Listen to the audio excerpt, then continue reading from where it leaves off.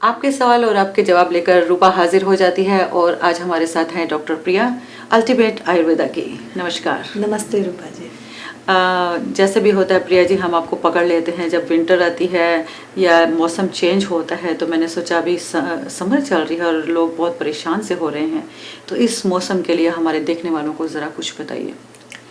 Summer की गर्मी तो मेरे ख्याल से अभी लग रहा है बॉम्बे में बैठे हैं, नहीं इतनी गर्मी हो गई है। बिल्कुल। और कभी कभी तो 35, 36 इतनी टेम्परेचर हो रही है।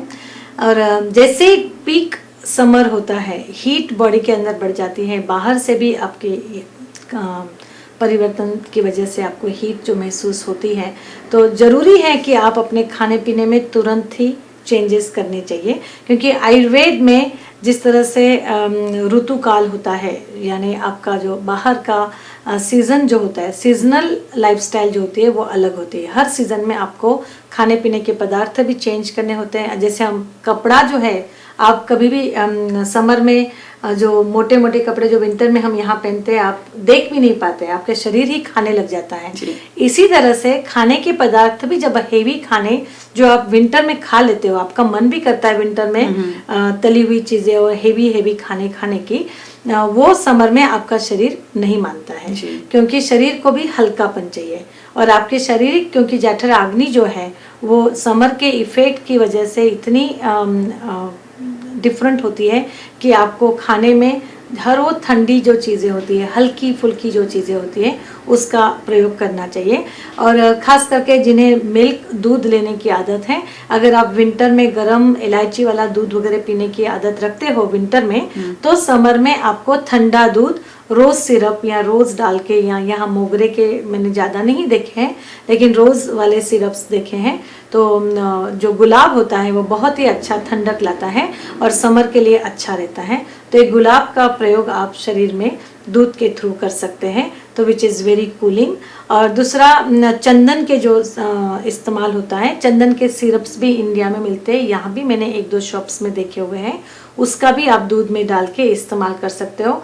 जो सिरप कूलिंग होते हैं उसका इस्तेमाल कीजिएगा। बिल्कुल फिजी ड्रिंक्स, कोक, फंटा वगैरह मत लीजिएगा, क्योंकि उसका जो शरीर में इफेक्ट है बहुत ही बुरा होगा। हालांकि वो टेस्ट के लिए ठंडे होंगे, लेकिन it's not good for the health. तो कोल्ड जो जूसेस होते हैं, फ्रूट जूसेस वगैरह, अभी आपका कलिंगड वगैरह यहाँ मिलना शुरू हो गया है। वाटरमेलन का आप इस्तेमाल कीजिए। Watermelon is very cooling to the body. Coconut भी बहुत अच्छे, पैसिफिक आइलैंड से कोकोनट जूस, कोकोनट मिल रहा है, तो कोकोनट का भरपूर इस्तेमाल कीजिएगा। इनफैक्ट आप धूप में जाने से पहले अपने शरीर को कोकोनट ऑयल भी लगा सकते हो, सिर पे भी कोकोनट ऑयल का इस्तेमाल कर सकते हो, ताकि जो ठंडक है वो दिमाग में रहती है। आयुर्वेदिक कई आंवला, भृंगराज जैसे जो ऑयल होते हैं उसका तो हम इस्तेमाल करते ही हैं, लेकिन साथ में आप इन चीज़ों का, नेचुरल चीज़ों का इस्तेमाल करिए। जिन्हें अगर बहुत ज़्यादा गर्मी होगी तो उनके लिए मैं एक टिप देती हूँ। टिप से पहले मैं एक बात और पूछना चाहती हूँ कि जैसे आपने कहा कि भाई ठंडी चीज़ों का इस्तेमाल करना चाहिए, तो जैसे हम लोग कहीं बाहर से आते हैं, बहुत गर्मी लगी होती है, तो आते ही फ्रिज खोलते हैं, बॉटल निकालते हैं और पानी पी लेते हैं। बहुत बुरा, बहुत बुरा। इस तरह से जब आप ठंडा पानी तुरंत उठा के शरीर के अंदर डालते हो, तो जैसे आप एग्जाम्पल मैं आपको देती हूँ, अगर तवा आपका गर्म है, उसके ऊपर आप थोड़े भी पानी के छींटे डालते हो, तो क्या होता है उसमें से इतना पूरा, तो आप शरीर के अंदर जितना गर्मी में बाहर से आए हो और तुरंत ठंडी बोतल उठा के आप अगर मुंह में लगाते हो, तो शरीर में भी उसी तरह से वाता का जो प्रवेश है वो हो जाता है, वायु का, एयर का जो है प्रवेश हो जाता है। और इसी की वजह से कई लोगों को जॉइंट पेन की शिकायत जो है नॉर्मली विंटर में होती है, लेकिन जिन्हें ठंडे पानी, कोल्ड ड्रिंक्स पीने की आदत होती है, उनको गर्मी में भी जॉइंट पेन की शिकायत रहती है। जी, आपका टिप जो आप देने वाली थी, बहुत प्रीशियस टिप, वो बताइए। सबसे प्रीशियस टिप ये रहेगी कि जो आपके शरीर में अगर गर्मी बहुत ज़्यादा है और आपको पता है कि ये बाहर की जो समर है उसमें आपको ये गर्मी बर्दाश्त नहीं होती है, तो जो ठंडी लस्सी होती है, ठंडी छाछ होती है, जिसे हम पतली छाछ बोलते हैं, एकदम 1 पार्ट योगर्ट का, उसके अंदर 3 पार्ट सिंपल सादा पानी डालिए और इस पानी के अंदर आप थोड़ा सा ब्लैक पेपर, थोड़ा सा क्रश जिंजर और फ्रेश कोरिएंडर अगर आप चाहते हैं तो फ्रेश कोरिएंडर और ब्लैक सॉल्ट डाल के इसको अच्छी तरह से आप ब्लेंड करके जो लस्सी बनाएंगे, पतली छाछ बनाएंगे। ये छाछ आप ज़रूर जो लंच टाइम होता है उसमें रोज़ 1 गिलास पीजिएगा तो ठंडक ही ठंडक रहेगी। और जिनको दही से कोई परहेज़ है, दही नहीं पी सकते हैं, उनके लिए कहती हूँ रात को 1 गिलास ठंडे पानी के अंदर 1 चम्मच जीरा, 1 चम्मच कोरिएंडर के सीड्स, धनिया और जीरे के जो सीड्स होते हैं 1-1 चम्मच आपने ठंडे पानी के अंदर भिगो के रखें। तो ये जो कोल्ड इन्फ्यूजन है, सुबह को एरोमेटिक क्यूमिन कोरिएंडर का वाटर आपने जस्ट खाली उसके बाद सुबह उसको मसल के खाली पानी पीना है, वो फेंक देना है। और धनिया जीरा आपको फेंक देना है ताकि वो एरोमेटिक इफेक्ट जो धनिया जीरे का है पानी में आ चुका है। और ये पानी आपको खाली पेट रोज 1 गिलास पीना है। तो उससे शरीर के अंदर की जो गर्मी है वो आपकी ऑटोमेटिकली बैलेंस हो जाती है। और यही पानी जो है, जिन्हें खास करके गर्मी में यूरिन इन्फेक्शंस होते हैं, किडनी की शिकायत होती है, उनके लिए तो ये बहुत अच्छा वरदान रहेगा। और प्रिया जी, जाते जाते हमारे साथियों को कुछ ये बता दीजिए कि खाने में जो कौन कौन सी वेजिटेबल या कौन कौन से फ्रूट्स खाने चाहिए। देखो कौन से खाने चाहिए, ये तो यहाँ का जो अभी सीजनल बेरीज बहुत अच्छी निकली हैं। जितनी स्ट्रॉबेरीज वगैरह बेरीज आपको ये सीजन में समर में मिलती है, भरपूर उसका आनंद उठाइए। क्योंकि यही जो बेरीज है, जो स्ट्रॉबेरी है, ब्लूबेरीज है या आपके चेरीज हैं, आपको आयरन का जो स्टोर है आपको बहुत अच्छा दे देगी। जो कि कई लोग वेजिटेरियन होते हैं तो उनके लिए तो यही सीजन में आप अपना आयरन का लेवल पिकअप कर सकते हो।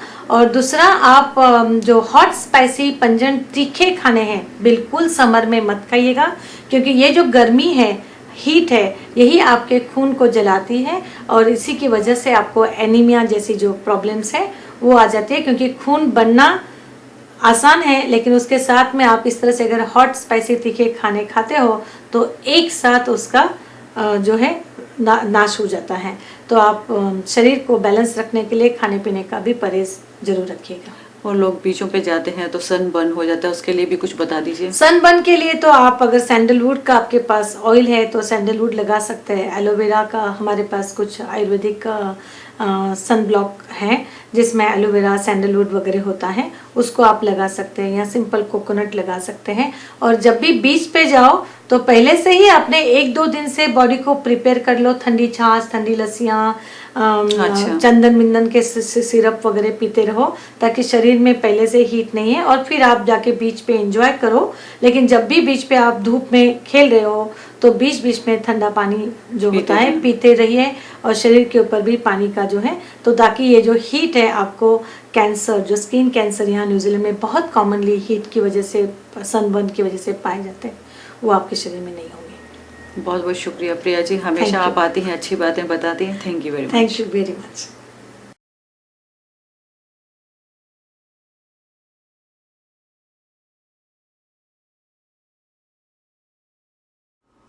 ये एक बहुत ही कॉमन सवाल मुझे मेरे ख्याल से हमेशा पूछा जाता है कि आयरन लेवल्स वुमेन्स की खास करके बहुत लो हो जाती है।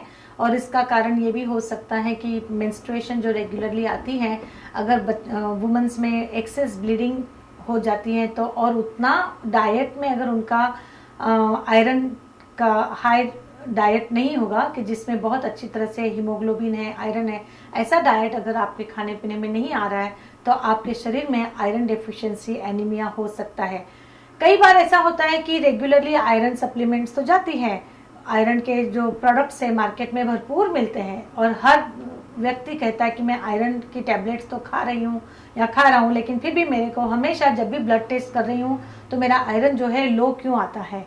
आयरन लो आने के अनेक कारण हो सकते हैं, क्योंकि आयरन का एब्सॉर्प्शन के लिए आप अगर आयरन की गोलियां भी खा रहे हो तो देखना पड़ेगा कि विटामिन सी आपके बॉडी में कम तो नहीं है, क्योंकि vitamin C is the one thing which helps for iron absorption also. और आयरन की जरूरत, हीमोग्लोबिन की जरूरत बॉडी में हर चीज के लिए होती है। फिर वो आपके शरीर के अंदर ऑक्सीजन, रेड ब्लड सेल्स जो है वो ऑक्सीजन को हर छोटे से छोटे टिश्यू में पहुंचाने का काम करती है।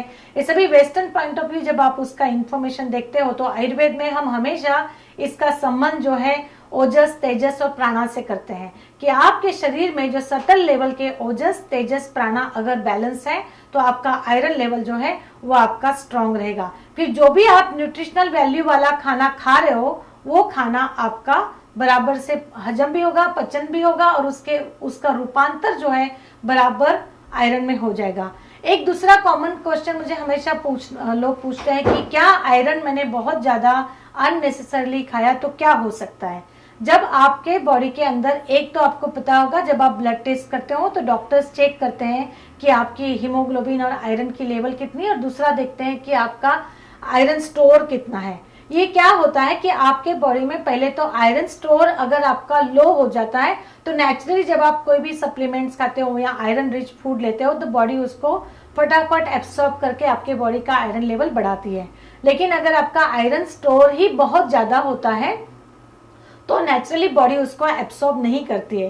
लेकिन कई बार ऐसा होता है कि कुछ मार्केट में ऐसे ऐसे सप्लीमेंट्स कमर्शियली बेचे जाते हैं जो ये सप्लीमेंट्स अगर आपका अननेसेसरली बॉडी के अंदर जाते हैं तो that can give overloading to the heart and liver. देखा गया है कि excess iron supplements unnecessarily body में जाते हैं तो हार्ट और लीवर को डैमेज कर सकते हैं। फिर उसी को हम Ayurvedic point of view comparison करते हैं तो यही पता करते हैं कि ये जो एक्सेस आयरन है, लोहा, जैसे हम कहते हैं कि लोहे के चने चबाना, कि जब आप लोहे खा रहे हो तो वो लोहा जो है डाइजेशन को नेचुरली ओवरलोड करेगा। आपका बॉडी अगर उसे एब्सॉर्ब नहीं करेगा तो it will remain in the body in the heavier substance which is not good for liver and heart. तो ये आयरन एक्सेस अननेसेसरली लेना नहीं चाहिए। और आपका पता कैसे चलेगी आपके बॉडी में आयरन लो है? मैं कुछ साइंस और सिम्टम्स बताती हूँ, आप जस्ट अपने आप को पूछ के देखिए कि क्या आपके बॉडी में ये हो रहा है। खास करके अगर सुबह उठते हो और आपको पता चलता है कि आपके आंखों के नीचे सूजन है। दूसरा, आपको पता चलता है कि थोड़ा भी चलते हैं तो आपको श्वास लग रहा है, दम लग रहा है, क्योंकि बॉडी टायर्ड हो जाती है, थकान आ जाती है, लो एनर्जी हो जाती है, बहुत ज्यादा आप फटीग महसूस करते हो। दूसरा, आपके पैरों में सूजन आ रही है तो that is also one thing कि आपकी पैरों की सूजन जो है वो एक साइन हो सकता है बॉडी के अंदर कि आपको कहीं एनीमिया तो नहीं है। तो एनीमिया बॉडी में पता करने के सिंपल साइंस होते हैं। अगर आप वक्त रहते उसको पता कर लेते हैं बहुत अच्छा, क्योंकि ये एनीमिया अगर बहुत ही सीवियर कंडीशन में पहुंच जाता है तो हार्ट के अटैक्स भी आते हैं, हार्ट में सीवियर प्रॉब्लम्स भी आते हैं, और मैंने देखा हुआ है कि लो आयरन लेवल की वजह से डेथ्स भी हो सकती है। तो छोटा बच्चा हो या प्रेग्नेंट वुमन हो या लैक्टेटिंग मदर हो, उनको आयरन सप्लीमेंट या आयरन से रिच खाना जो है वो लेने की अगर जरूरत है तो जरूरत है। तो आयुर्वेद में आंवला हो, च्यवनप्राश हो, एलोवेरा हो, कई आयुर्वेदिक जो आयरन सप्लीमेंट्स होती है उसमें जो सप्तामृत लो हो या तो पुनर्नवादी मंडूर जैसे जो चीजें होती है हम रेगुलरली देते हैं। और हमने देखा हुआ है, और आपने मेरे ख्याल से रूपा जी के टीवी प्रोग्राम में भी देखा होगा कि बहुत ही फास्ट आयरन जो है वो बॉडी में बिल्ड हो जाता है। तो आप जरूर ख्याल रखिएगा कि क्योंकि ये आयरन डेफिशिएंसी जो है शरीर में कई बीमारियां ला सकती है।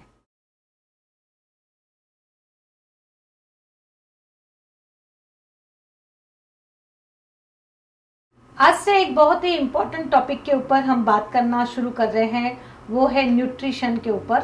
और western point of view vitamins और मिनरल्स की हमेशा ही इम्पोर्टेंट इन्फॉर्मेशन सभी जगह मिलते हैं, और ये सभी सप्लीमेंट्स आप मार्केट में देखते होंगे।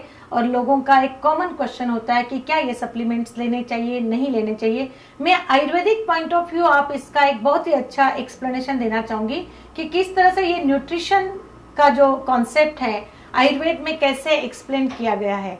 आयुर्वेद कहता है कि आपके खाने पीने में अगर भरपूर अच्छी तरह से न्यूट्रिशनल वैल्यूज वाला परिपूर्ण डाइट आपका है और आपके शरीर के अंदर की अग्निज अगर बराबर बैलेंस है तो ये अग्निज अपने आप ये जो न्यूट्रिशनल वैल्यू वाला खाना जब आप खाते हो उसमें से जो अल्टीमेटली आहार रस बनता है वो आहार रस किस तरह से आपके सभी टिश्यूज को बराबर से सप्लाई होगा, अपने सभी टिश्यूज जो है वो आपके अच्छी तरह से हेल्दी रहेंगे और अकॉर्डिंगली उसका फंक्शनिंग जो है वो प्रॉपर चलेगा। न्यूट्रिशन के ऊपर जब आयुर्वेद बात करता है तो आयुर्वेद हमेशा 3 लॉज की बात करते हैं। हम हमेशा जिसे हम न्याय कहते हैं, ये है खले कपोत न्याय, केदार कुल्या न्याय और क्षीरोदधि न्याय। जो आयुर्वेद जानते हैं उनको पता होगा। मैं इसका सिंपल आपको ट्रांसफॉर्मेशन देती हूँ कि आयुर्वेदिक पॉइंट ऑफ व्यू हम जब न्यूट्रिशन की बात करते हैं तो हम 3 तरीके से इसको समझते हैं कि आपके शरीर में जो खाना आप खा रहे हो वो खाने में से जो आहार रस बनता है वो आहार रस सातों टिश्यूज तक पहुंचने के लिए इरिगेशन मेथड जिसे हम कहते हैं वो एक एक करके सातों टिश्यूज को नरिश करता है।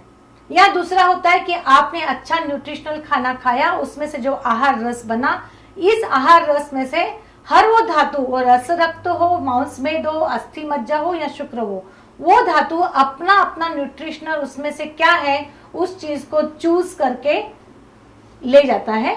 और तीसरा है कि आपका आहार रस में से जब आप कुछ अच्छा खाना खाते हो तो उसका परिवर्तन करने के लिए ट्रांसफॉर्मेशन जो एक तीसरा कॉन्सेप्ट है वो जिसे हम क्षीरोदधि न्याय कहते हैं कि आपका शरीर में अगर अग्निज जो है आपके बैलेंस होंगे तो वो पर्टिकुलर धातु का ट्रांसफॉर्मेशन अल्टीमेटली बहुत ही अच्छा हो जाएगा। कि ये मैं I am trying to explain कि बहुत अच्छी तरह से सिंपली आपको एक्सप्लेन करने की कोशिश कर रही हूँ कि आप अगर आपके न्यूट्रिशनल वैल्यूज आपके खाने में है तो आप उसको अपने आप अपने टिश्यूज तक पहुंचाने के लिए अगर आपके अग्निज का ख्याल रखेंगे, धात्वाग्नि जिसे हम कहते हैं, उसको आप बैलेंस रखते हैं तो आपके सातों टिश्यूज जो है वो नरिश हो जाएंगे। हम आस्ते आस्ते यही टॉपिक अब डेली बात करेंगे कि कौन से विटामिन शरीर में होने चाहिए और किस तरह से हम उसका डाइट के थ्रू उसको बैलेंस रख सकते हैं, कौन से मिनरल्स क्या फंक्शनिंग करते हैं, और उसका आयुर्वेदिक पॉइंट ऑफ व्यू आपका एक्सप्लेनेशन जो मैं सिंपल तरीके से देने की पूरी कोशिश करूंगी।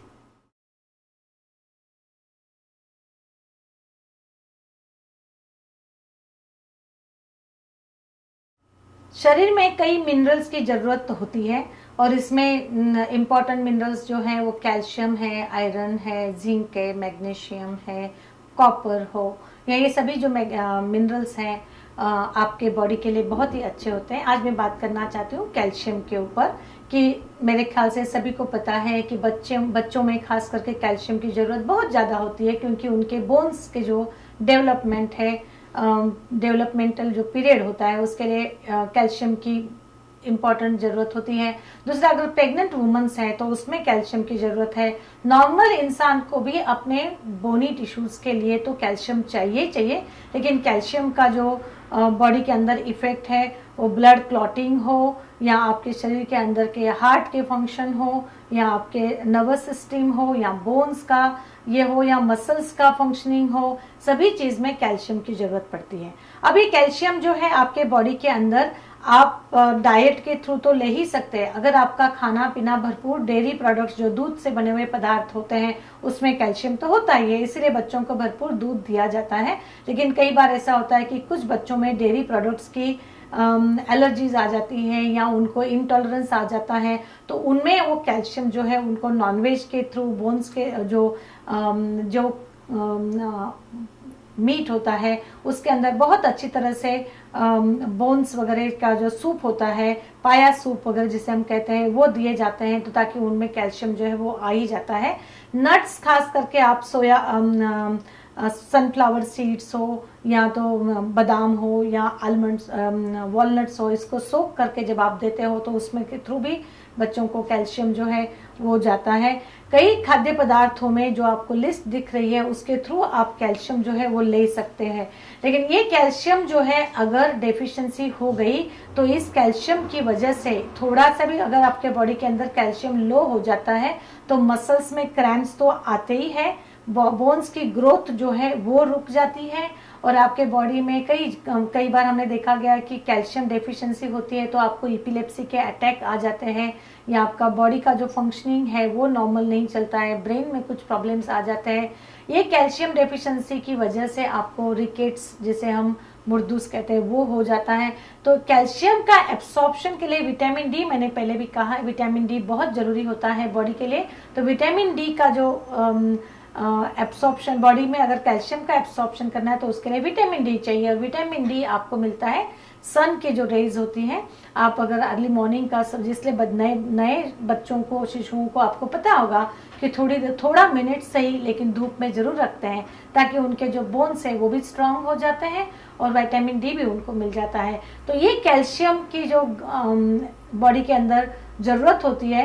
कई एडल्ट लोगों को तो मतलब हड्डियों को मजबूत करने के लिए कैल्शियम की ज़रूरत होती है, और ख़ास करके मेनोपॉज में वुमेन्स में देखा गया है कि ऑस्टियोपोरोसिस हो जाता है तो उनको कैल्शियम रेगुलरली लेना पड़ता है, क्योंकि एस्ट्रोजन डेफिशिएंसी और कैल्शियम का बहुत ही घनिष्ठ संबंध है। तो ऐसे में जब मार्केट में रेडी कैल्शियम शेल्फ पे मिलते हैं तो हमेशा लोग पूछते हैं कि कौन सा कैल्शियम, क्योंकि कैल्शियम में कैल्शियम कार्बोनेट होगा, कैल्शियम सल्फेट होगा, तो कौन सा कैल्शियम लेना चाहिए, ऐसे सवाल पूछे जाते हैं। तो हमारा सॉल्यूशन यही रहता है कि आप अपने बॉडी की धात्वाग्नि को स्ट्रांग रखिए और अच्छा खाना जो है, न्यूट्रिशनल खाना जो है वो नेचुरल तौर पे लीजिए, और ताकि आपके बॉडी के अंदर ये जो एब्सॉर्प्शन है वो अच्छी तरह से हो। और ये कैल्शियम आप अगर नेचुरल तौर पे लेते हो तो बॉडी भी हेल्दी रहती है और आपका शरीर भी जो है तंदुरुस्त रह सकता है।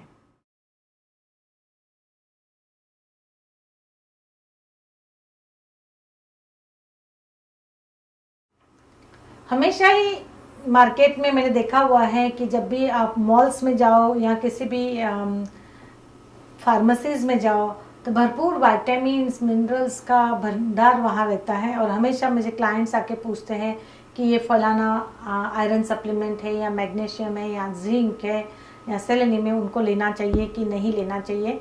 और आयुर्वेदिक पॉइंट ऑफ व्यू अगर इसके ऊपर मैं प्रकाश डालना चाहूँ या आपको इन्फॉर्मेशन देना चाहूँ तो हालांकि हमारा नॉलेज इतना वास्ट नहीं है, फिर भी एक इन जनरल मैं हमेशा कहती हूँ, अगर आपके शरीर के अंदर की अंदरूनी जो शक्ति होती है डाइजेस्ट करने की, आप जो खाना है भरपूर आपके सभी तत्वों से भरपूर है और वो अकॉर्डिंगली आपका डाइजेस्ट होके एब्सॉर्ब भी हो रहा है, तो जितने भी खाद्य पदार्थ आप अच्छे हेल्दी खा रहे हो वो आपके शरीर में हजम होने के बाद उसमें से आपको ये विटामिन और मिनरल्स जो हैं वो मिलने ही हैं। फिर वो आयरन हो, कैल्शियम हो, मैग्नीशियम हो, फॉस्फोरस हो, सोडियम हो, पोटेशियम हो, सेलेनियम हो, जिंक हो, ये सभी के शरीर के अंदर डेफिनेटली बहुत ही अच्छे रिजल्ट्स होते हैं और उनके अपने अपने फंक्शंस होते हैं, और उनको बैलेंस रखना उसके शरीर में उसका भरपूर प्रमाण में उनको प्रमाणित मात्रा में होना बहुत ज़रूरी होता है। अगर ये आपके शरीर में डेफिशिएंसी हो गई तो उसकी वजह से कई बीमारियां तो आपको आनी है, और अगर आपको एग्जिस्टिंग कोई बीमारियां हैं तो वो बीमारी जो है जल्दी से आपका क्रॉनिक सिचुएशन में जा सकती है। तो आयुर्वेद में जब भी हम मिनरल्स की या विटामिन्स की बात करते हैं तो हम यही बात करते हैं कि आपको अपना डाइट ही परिपूर्ण रखना चाहिए, और जब आप इन चीज़ों को ध्यान रखेंगे कि आपका किस तरह से धात्वाग्नि हो, शरीर के अंदर के त्रिदोष वात पित्त कफ हो, या सप्त टिश्यूज जो होते हैं रस, रक्त, मांस, मेद, अस्थि, मज्जा, शुक्र, या आपके चैनल्स सभी श्रोतास बॉडी के अंदर वो प्राणवाय श्रोता हो या गैस्ट्रोइंटेस्टिनल लाइन हो या आपके अंदर का सेंट्रल नर्वस सिस्टम हो, सभी के प्रॉपर फंक्शनिंग के लिए आपको इन मिनरल्स की जरूरत तो पड़ती है। फिर इनको आप किस तरह से शरीर में नेचुरल ले सकते हैं, इसके ऊपर मैं आपको सभी आगे के जो प्रोग्राम है उसमें बताऊंगी कि आपको अगर बहुत बार डॉक्टर्स कहते हैं कि आपका आयरन लो होते जा रहा है, आपकी शरीर के अंदर जो ब्लड है आपका बराबर नहीं बन रहा है, हीमोग्लोबिन आपका लो है, आयरन स्टोर आपका लो है, तो ये जो सभी चीज़ें हैं वो 100% सही है कि आपको बैलेंस रखनी चाहिए। फिर उसको किस तरह से आप डाइट के मार्फत बैलेंस करके आप ले सकते हैं, उसी के ऊपर हम ज़्यादा प्रकाश डालेंगे और आपको बताएंगे कि ये मिनरल्स जो हैं आपको लेने चाहिए और नेचुरल तौर पर बॉडी में उसको बैलेंस रखना बहुत ज़रूरी होता है।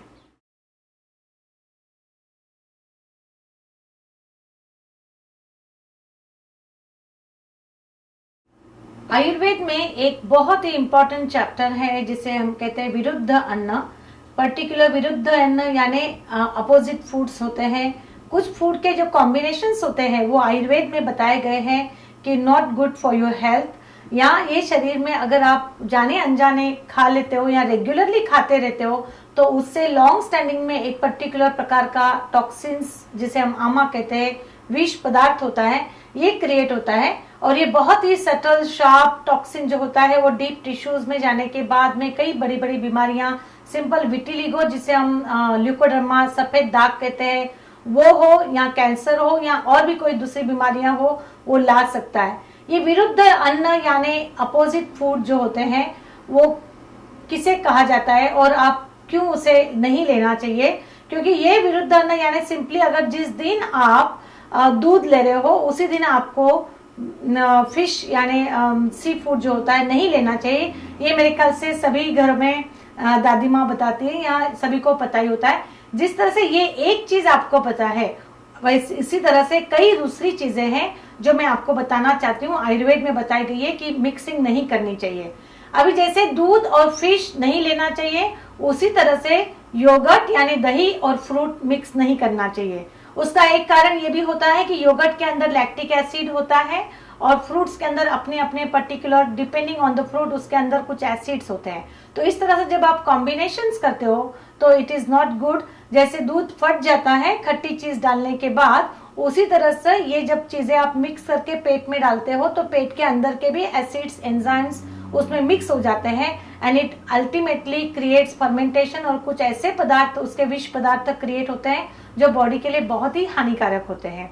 उसी तरह से दूध में फ्रूट डाल के जो कई मिल्क शेक्स बनाए जाते हैं वो भी आयुर्वेद में मना किए गए हैं कि जब आप ये पर्टिकुलर मिक्सिंग करते हो जैसे सिंपली दूध और बनाना यानी केला और दूध का जो शिकरण बनाते हैं मराठी लोग, एक जो चीज है ये आयुर्वेद के हिसाब से अपोजिट फूड है। इसीलिए आपको याद होगा कि ये जो दूध और बनाना केला मिक्स करके रखते हैं वो तुरंत खाया जाता है, रख के नहीं खाते हैं। लेकिन आप ये भूल जाते हो कि आप पेट में डालने के बाद वो कितना घंटा अंदर और भी उसके अंदर एसिड्स मिल जाते हैं। तो ये एक कॉम्बिनेशन है जो आपको नहीं खाना चाहिए। दूसरा और कि आयुर्वेद में कहा गया कि हनी और घी की इक्वल मात्रा तो कभी भी नहीं खानी चाहिए। जब आप इक्वल मात्रा में हनी और घी मिलाते हो तो उससे एक बहुत ही भयानक कॉम्बिनेशन का एक आमा यानी विष पदार्थ तैयार होता है। वो भी आयुर्वेद में कहा गया है कि अच्छा नहीं है। जिस दिन आप कोई बहुत ही पके पकाए खाने खाते हो उसके साथ में जब आप सलाद लेते हो तो सलाद की मात्रा सभी को पता है बहुत कम मात्रा होती है। इसके लिए आयुर्वेद कहता है कि कच्चा खाना और बहुत ही पका हुआ खाना दोनों को भी मिक्स नहीं करना चाहिए। तो ये एक कॉम्बिनेशन आप याद रखिएगा कि जब आप खाना खा रहे हो तो सलाद की मात्रा जो है कम रखिएगा। अगर बहुत ज्यादा रखते हो तो that is also not good. दूसरा, अगर आप खाने में खास करके रखा हुआ खाना खा रहे हो, रखा हुआ खाना और फ्रेश खाना मिक्स नहीं करना चाहिए क्योंकि अगेन इसकी अगेन जब कॉम्बिनेशन बॉडी में जाती है तो it is not good. Simply कि जो खाने फर्मेंटेड होते हैं जिसमें उड़द ज्यादा होती है, उड़द गुड़ वगैरह जो चीजें होती है जो फर्मेंटेशन में सहायता करते हैं, ऐसे जो खाने हैं खाने के बाद नहीं खाने चाहिए। तो ये सिंपल टिप्स मैं आपको बता रही हूँ कि किस तरह से कॉम्बिनेशन ऑफ द फूड जो है वो शरीर के लिए बहुत ही हानिकारक होता है। और आयुर्वेद में ये जो विरुद्ध अन्न का जो चैप्टर है, इनकम्पेटेबल फूड जिसे हम कहते हैं, उसके लिए बहुत ही महत्वपूर्ण एक्सप्लेनेशन दिया हुआ है कि किस तरह से आप इसे अवॉइड कर सकते हो।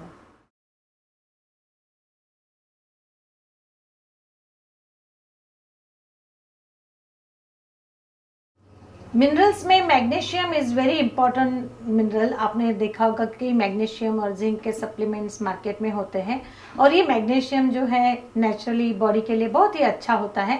आयुर्वेदिक पॉइंट ऑफ व्यू हम हमेशा कहते हैं कि बॉडी के अंदर के जो छोटे छोटे घटक होते हैं वो शरीर के कई बड़े बड़े जो फंक्शंस होते हैं, फिर वो कार्डियोवास्कुलर सिस्टम हो या आपके बॉडी के अंदर की इम्यूनिटी हो या बोन्स का फंक्शन हो या ब्लड प्रेशर हो या हार्ट के अंदर के आपके जो फंक्शंस चलते रहते हैं। मैग्नीशियम का मैंने एक इंफॉर्मेशन जो पढ़ रही थी उसमें लिखा हुआ था लगभग 300 बायोकेमिकल एक्टिविटीज जो बॉडी के अंदर चलती रहती है, वो जो फंक्शनिंग है उसका नॉर्मल होने के लिए मैग्नीशियम का इम्पोर्टेंट रोल होता है। अब मैग्नीशियम से रिच जो खाना होता है वो नॉर्मली आपके शरीर में अगर आप सभी ग्रीन वेजिटेबल्स जो है भरपूर खाते होंगे और खास करके स्पिनच जो है, पालक जो है जिसमें बहुत अच्छा क्लोरोफिल होता है, तो वो भी आपके मैग्नीशियम के लिए अच्छा ही रहेगा। वॉलनट्स तो है ही, आप आलमंड्स है उसको भी आप ले सकते हैं और खास करके बार्ली ग्रास और व्हीट ग्रास का सेवन आप जरूर कीजिएगा क्योंकि ये जो ग्रीन चीजें हैं वो आपके मैग्नीशियम के लिए तो अच्छी रहेगी ही रहेगी, लेकिन साथ में बॉडी के अंदर कई जो दूसरे फंक्शंस आपके बॉडी में अगर विचलित है, बराबर प्रॉपर नहीं हो रहा है, तो उसमें आपका मैग्नीशियम जो है वो काम कर सकता है। बॉडी के अंदर अगर ब्लड प्रेशर की प्रॉब्लम्स है, डायबिटीज की प्रॉब्लम है, तो हम हमेशा ये पर्टिकुलर सप्लीमेंट जो है वो आपको लेनी चाहिए, और वो खाने के थ्रू जाती है और आप अपनी डाइजेस्टिव फायर अच्छी तरह से चेक करते रहते हो, ध्यान से देखते हो कि आपका डाइजेशन बराबर है, तो ये भरपूर रिच जो खाना होता है वो आपका सही तरीके से सही जगह पे उसकी जो फंक्शनिंग है वो हो जाती है। मैग्नीशियम जब आपके बॉडी में कम हो जाता है तो देखा गया है कि हार्ट से संबंधित या बोन से संबंधित जो प्रॉब्लम है वो तो आते ही है, साथ में बॉडी में छोटे मोटे जो फंक्शंस होते हैं उसको भी डिस्टरबेंस हो जाता है। कई सीड्स होते हैं, नट्स होते हैं, उसका आप रेगुलरली प्रयोग कर सकते हैं, जिससे आपका मैग्नीशियम जो है वो आपके बॉडी में रीच हो जाता है, ताकि ये जो मैग्नीशियम है मसल्स और नर्व्स के फंक्शन के लिए बहुत ही अच्छा पाया गया है। आपके बॉडी के अंदर अगर हार्ट का फंक्शन आपको अच्छा रखना है, किडनीज का फंक्शन अच्छा रखना है, आपको ब्लड प्रेशर नहीं चाहिए, तो ये जो सब सिंपल चीजें होती हैं जो आप ध्यान रख सकते हैं कि इस तरह से अगर आप न्यूट्रिएंट वैल्यूज बराबर डाइट में रखते हो और आपका खाना बराबर हजम होता है, तो ये बाकी जो उसके साइड इफेक्ट्स हैं डेफिशिएंसी की वजह से जो शरीर में आते हैं वो आपको दिखाई नहीं देंगे।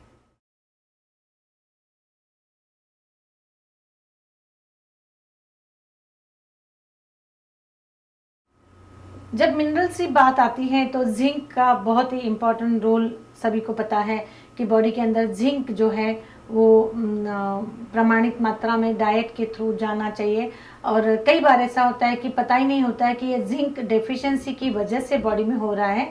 वेस्टर्न पॉइंट ऑफ व्यू जब उसको वो जिंक डेफिशिएंसी कहते हैं तो वो आप जिंक के सप्लीमेंट्स वगैरह लेने के लिए कह सकते हैं, लेकिन आयुर्वेद में फिर मैं वही कहती हूँ जिंक से रिच डाइट जो होता है जब वो आप लेते हो, डाइजेशन बराबर रखते हो, तो आप देख सकते हैं कि आपके शरीर में अगर ये कुछ हो रहा होगा, कुछ बता रही हूँ कि अगर आप अननेसरी देखते हो कि आपका एमेसिएशन यानी वेट लॉस हो रहा है, वजन आपका घटता जा रहा है, भूख नहीं लग रही है, टायर्ड महसूस कर रहे हो, आपका मेंटल कंफ्यूजन हो रहा है, सोचने समझने की शक्ति थोड़ी अपनी चेंज होती जा रही है, और खास करके पुरुषों में देखा गया कि ओलिगोस्पर्मिया यानी स्पर्म काउंट आपका लो रहता है, या इनफर्टिलिटी के जो प्रॉब्लम्स होते हैं, इम्पोर्टेंसी के जो प्रॉब्लम्स होते हैं वो होने लग जाते हैं। कई जो बॉडी के साइंस एंड सिम्टम्स होते हैं, अगर वो जिंक डेफिशिएंसी से अगर आपको है तो पता करना बहुत जरूरी होता है कि बॉडी में ये जिंक जो है कितना इम्पोर्टेंट होता है। खास करके बच्चों का जो इंटेलिजेंस होता है, बच्चों की जो बुद्धि की जो शक्ति होती है, हमने देखा है कि उसमें आपको जिंक का इस्तेमाल करने की जरूरत पड़ सकती है। तभी ये जिंक जो है आपको खाने के थ्रू, खाने के पदार्थों के थ्रू मिल ही जाता है, और इसका अगर आप सही प्रयोग आप करते हो तो उसके बाद आपको पता चलता है कि ये शरीर में कुछ साइंस और सिम्टम्स जो आ रहे थे वो अब आस्ते आस्ते कम होने लग गए हैं। खास करके होल ग्रेन फूड जो होता है, तो अगर आप ब्रेड भी लाते हो तो आपको याद करके उसको होल ग्रेन मल्टीग्रेन लेना चाहिए, ताकि उसमें जिंक जो है वो भरपूर रहता है। कई सीड्स होते हैं, अलग अलग सीड्स अगर आप रेगुलरली लेते हैं तो उसमें आपको जिंक जाता है। अगर नॉन वेजिटेरियन लोग हैं तो रेड मीट है या ऑयस्टर है, सी फूड है, उसमें उसके थ्रू तो जिंक उनको मिल ही जाता है। लेकिन ये ध्यान रखना चाहिए कि आपके शरीर में इस तरह से बैलेंस फूड जब जाता है तो उसके साथ में उसका डाइजेशन बराबर हो रहा है, तो ये जिंक का एब्सॉर्प्शन जो है वो बराबर होगा। आपको इतना भी पता होगा कि नॉर्मली प्रेग्नेंट होने से पहले भी जिंक दिया जाता है, ताकि जिंक डेफिशिएंसी अगर बॉडी में होती है तो बच्चे भी एबनॉर्मल पैदा हो जाते हैं, तो वो एक रिस्क रहती है। एबॉर्शंस जो है zinc deficiency, folic acid deficiency की वजह से हो जाते हैं, तो उनको रेगुलरली ये सप्लीमेंट जो है वो दी जाती है। तो जिंक का प्रमाणित मात्रा में शरीर में जाना भी बहुत जरूरी है, उसके बाद उसको डाइजेशन के थ्रू भी लेना बहुत जरूरी है, ताकि ये जिंक डेफिशिएंसी की वजह से अगर आपके बॉडी में सिंपल डायरिया भी मैंने देखा है, कई बार जिंक डेफिशिएंसी होता है तो आपको डायरिया भी अननेसेसरली बार बार डायरिया होता रहता है। जैसे आपका डाइट के थ्रू हमने जिंक रिप्लेस कर लेते हैं तो इमीडिएटली वो डायरिया बंद हो जाता है। तो जरूरी नहीं है कि हर जो छोटे मोटे साइंस हैं वो निगलेक्ट किए जाए, बड़ी बीमारी हो या छोटी बीमारी हो, अगर वो डेफिशिएंसी से है तो उसको तुरंत एड्रेस करना और ध्यान देके उसको अगर आप सोल्यूशन पा लेते हैं तो शरीर के लिए बहुत ही अच्छा साबित होता है।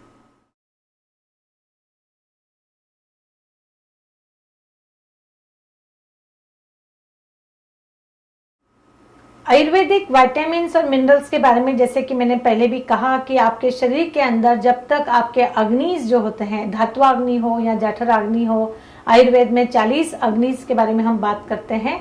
तो ये अग्निज जो है अगर आपके बैलेंस रहते हैं तो आपके शरीर के अंदर जो कुछ खाना आप खाते हो वो अच्छी तरह से एब्सॉर्ब हो जाता है और उन तत्वों का जो आपके शरीर के ऊपर जैसा असर दिखना चाहिए, जिस टिश्यू पे उसका फंक्शन होना चाहिए, उस तरह से आपको दिखाई देगा कि ये अच्छी चीजें जो आप खा रहे हो उसका इफेक्ट भी अच्छा दिखाई दे रहा है। आज मैं बात करना चाहूंगी विटामिन ए के ऊपर, क्योंकि वेस्टर्न पॉइंट ऑफ व्यू देखा गया तो बहुत जरूरी होता है कि आपके शरीर में vitamin A, vitamin B, vitamin C, vitamin D, vitamin E, ये सभी चीजें जो विटामिन्स है या मिनरल्स हो, जो खनिज तत्व जो हम कहते हैं, वो आपके शरीर में अगर बैलेंस है तो आपका शरीर जो है बैलेंस रहता है। तो बहुत जरूरी होता है कि आप जब खाना पीना खा रहे हो तो वो खाना आपका भरपूर विटामिन से परिपूर्ण हो और उसके साथ में आपके शरीर में ऐसे अग्निज भी हो जो उसको बराबर से हजम करे। आज मैं बात करना चाहती हूँ विटामिन ए के ऊपर कि किस तरह से विटामिन ए आपके शरीर में बैलेंस होगा, भरपूर होगा। तो आपको तो पता ही होगा कि नाइट ब्लाइंडनेस जो है विटामिन ए की डेफिशिएंसी से आता है। अगर आपका विटामिन ए बराबर नहीं है तो आपको रात में अंधापन जो है वो आ सकता है, शाम होते ही आपकी रोशनी जो है आंखों की वो गुल हो जाती है। तो बहुत जरूरी है कि विटामिन ए होना चाहिए। यही विटामिन ए आपके त्वचा के लिए, आपके बालों के लिए, आपके बोन्स के लिए बहुत ही अच्छा रहता है। आपके सिंपल लीवर का फंक्शन भी अगर आपको अच्छी तरह से करना है तो विटामिन ए बॉडी में होना ही चाहिए। और भरपूर विटामिन ए आपको किस चीज में मिलेगा? वो रहेगा आपका अवाकाडो है, अल्फा स्प्राउट्स जो यहाँ पे मिलते हैं। दूसरा जो फ्रूट्स ऑरेंज होते हैं जैसे पाइनएप्पल है, पपैया है, पार्सली है, जिसमें आपको विटामिन ए भरपूर मिल सकता है। गार्लिक में भी कुछ मात्रा में विटामिन ए तो होता ही है। ब्रोकली है, आप ब्रोकली अगर रेगुलरली खाते हैं तो उसमें भी आपको विटामिन ए मिलता है। तो इस तरह से कई खाद्य पदार्थों की लिस्ट मैं आपको दिखा रही हूँ। इसके थ्रू आप खाने पीने के थ्रू अगर आप बराबर विटामिन ए लेते हो तो आपको, अगर ये विटामिन ए आपकी जठराग्नि नॉर्मल है तो शरीर में एब्सॉर्ब बराबर होगा, तो आपको सप्लीमेंट के तौर पर विटामिन ए लेने की जरूरत नहीं पड़ेगी। लेकिन अगर आपका शरीर उसको आत्मसात नहीं कर रहा है, डाइजेस्ट नहीं कर रहा है, तो आपको बाहर के तौर पे ये चीजें लेनी पड़ सकती है। यही विटामिन ए आपको बहुत जरूरी होता है शरीर के अंदर रिप्रोडक्शन जो फंक्शन होता है उसके लिए। तो इसके लिए हम हमेशा इनफर्टिलिटी पेशेंट्स में भी कहते हैं कि विटामिन्स का उनको भरपूर जरूरत होती है। तो कुछ खाने के थ्रू उनको ये चीजें दी जाती हैं। तो रिप्रोडक्टिव टिश्यूज के लिए आपको विटामिन ए जो है वो बहुत जरूरी है। इनिशियली आपको हमेशा विटामिन ए डेफिशिएंसी हो जाएगी तो जनरलाइज वीकनेस दिखाई देगा। बोन्स की जो बच्चों में ग्रोथ होती है वो रुक जाती है। तो बोन्स के टिश्यूज है, त्वचा के ऊपर, बालों के ऊपर इसका असर दिखाई देता है। और यही विटामिन ए अगर एक्सट्रीम मात्रा में कम हो जाता है तो नाइट ब्लाइंडनेस वगैरह आ जाता है। तो नॉनवेज खाने वालों के लिए लीवर और मीट वगैरह तो सोर्स, डेयरी प्रोडक्ट्स वगैरह तो है ही है। दूध के थ्रू आपको विटामिन ए जा सकता है। तो ये ध्यान रखना पड़ता है कि कौन से खाने में आपको विटामिन ए मिलेगा। तो आपको अपने जो खाने पीने के पदार्थ है उसमें, दूसरा मैं हमेशा लास्ट टाइम भी कहा था, व्हीट ग्रास थेरेपी आप करके देखिएगा। Wheat grass therapy is very good for vitamin A. तो ये आप कुछ चीजें खाने पीने में रखोगे तो आपका शरीर में विटामिन ए भरपूर रहेगा। तो उसके जो इफेक्ट्स है वो दिखाई जरूर देंगे।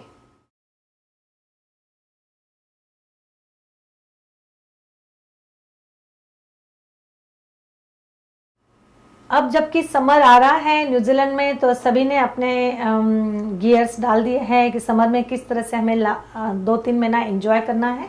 और खास करके ये आगे के 3-4 महीना में आपको कुछ टिप्स बताने वाली हूँ कि आप अपने आप को किस तरह से ये समर की जो एक्सेस हीट हम महसूस करते हैं बॉडी में, उससे हम बच सकते हैं। और आयुर्वेद में समर के जो भी साइड इफेक्ट्स होंगे वो नेचुरली सभी को पता है, पित्त एग्रीवेटिंग होते हैं। तो हर वो चीज की जाती है जो पित्ता को बैलेंस करे। पित्त यानी शरीर में जो हीट होती है। आयुर्वेदिक प्रिंसिपल्स जो है मैं हमेशा कहती हूँ 5 तत्वों के ऊपर होता है, पृथ्वी, जल, तेज, वायु, आकाश। और एक तेज तत्व यानी पित्त का जो स्वरूप है उसको आपको ध्यान रखना पड़ेगा। हर वो चीज जो शरीर में कूलिंग या ठंडक लाती है उसे ही शरीर डिमांड करता है, और हमें उसको जो अपने आंतरिक शरीर में से जो आवाज आती है कि मुझे ये ठंडा खाना है या ठंडी चीजें मुझे चाहिए या ठंडा मुझे पहनना है, तो उसको सुनना चाहिए, क्योंकि बॉडी आपकी वो डिमांड करती है जो बॉडी को अनुकूल रहता है।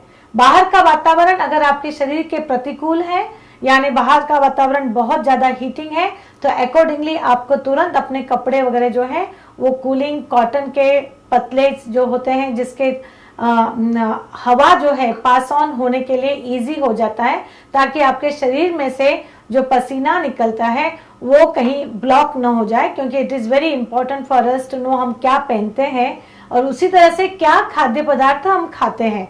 कई बार ऐसा होता है कि लोगों को हॉट स्पाइसी चिली पंजन फूड विंटर में अच्छा लगता है और शरीर हजम भी कर लेगा विंटर में, क्योंकि शरीर के अंदर की जो अग्नि है अकॉर्डिंगली फंक्शन करती है। लेकिन समर में अगर आपने वही हॉट स्पाइसी पंजन खाने जो खाए, तो उससे आपके शरीर का पित्त तो बढ़ेगा ही, वो मानसिक तौर पे भी आपको बहुत ज्यादा एंगर, इरिटेशन, फ्रस्ट्रेशन जल्दी लेके आएगा।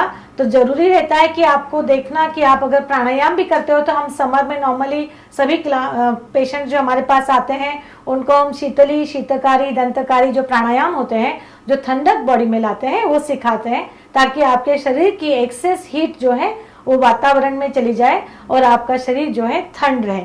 खाद्य पदार्थों में कुछ ऐसी चीजें मैं आपको बताना चाहूंगी जो आप खास करके अभी से बनाना अपने किचन में शुरू कर दीजिएगा, कि जो आपके शरीर में ठंडक ला सकती है। सबसे इंपॉर्टेंट है कि ठंडा दूध जो है, जिसे आप रोज सिरप डाल के ले सकते हो। अगर आपके पास यष्टि मधु यानी मीठी काठी है, तो मीठी काठी जो है पित्त का बहुत अच्छा बैलेंस भी करती है, तो आप मीठी काठी का भी प्रयोग कर सकते हैं। शतावरी का प्रयोग कर सकते हैं। भरपूर अवाकाडो का आप प्रयोग कीजिएगा, विच इज वेरी गुड। और आपका दूसरा शरीर में ये होता है कि आप अगर एक्सेस डाइजेशन के भी प्रॉब्लम्स कई बार हमने देखा है कि समर में आ जाते हैं, तो आप पतली जो लस्सी होती है, छाछ होती है, उसका भी भरपूर प्रयोग आप कर सकते हैं, क्योंकि ये लस्सी जो है न कि आपका डाइजेशन ठीक करेगी, बल्कि शरीर में इनफैक्ट उसकी वजह से कूलिंग इफेक्ट भी आएगा। और दूसरा है कि रोज वाटर के जो पैड्स होते हैं आंखों पर सराउंडिंग में जरूर लगाइएगा, क्योंकि आंखों की जो हीट है, आयुर्वेद में हम आलोचक पित्ता जिसे कहते हैं, क्योंकि अगर आप ध्यान नहीं रखेंगे तो ये जो हीट है, एक्सेस हीट अगर आपने आंखों के पुतलियों के सराउंडिंग में रखी, तो कई उसके व्याधि जो है वो भयानक स्वरूप ले सकते हैं। तो आंखों के ऊपर रोज वाटर के पैड आप जरूर रखिएगा।